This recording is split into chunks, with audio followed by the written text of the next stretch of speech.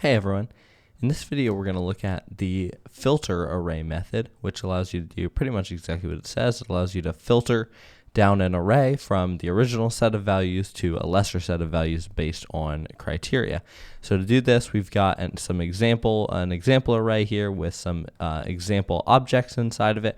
These are just characters from Parks and Rec, and what we want to do is filter to find only the female characters.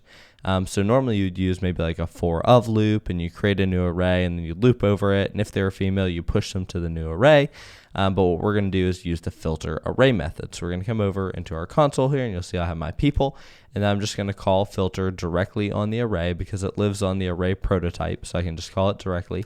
We're going to call that, and then we're going to pass it a function to run on each item, and then the return of that function will decide whether or not that person should be included in the array. So if we just return true, then all 5 people will be in the array. If we return false, then no people will be in the array. So that's how it's decided whether the item that we're currently iterating over should be removed or kept in the array. If you return false, then they'll be removed. That's a negative response. They should not be a part of the array.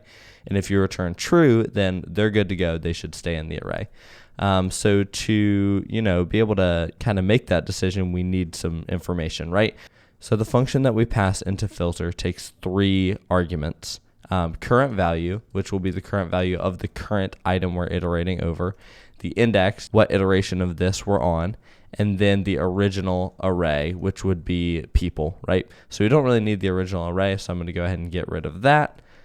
And we'll change current value. I usually name that as the singular value of the whatever the array was. So it's people. So we're going to call this person.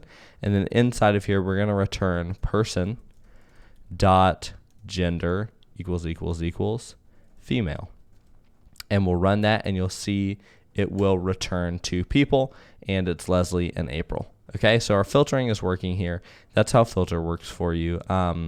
One thing you can do to really clean this up is switch from using a regular function to an arrow function.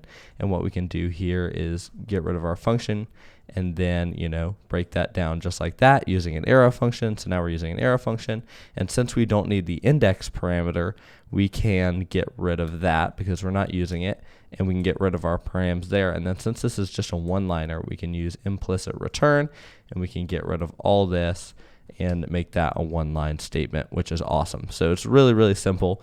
I find often if you're just filtering on one criteria, you can break that down into just a one-line statement, which makes your code pretty readable.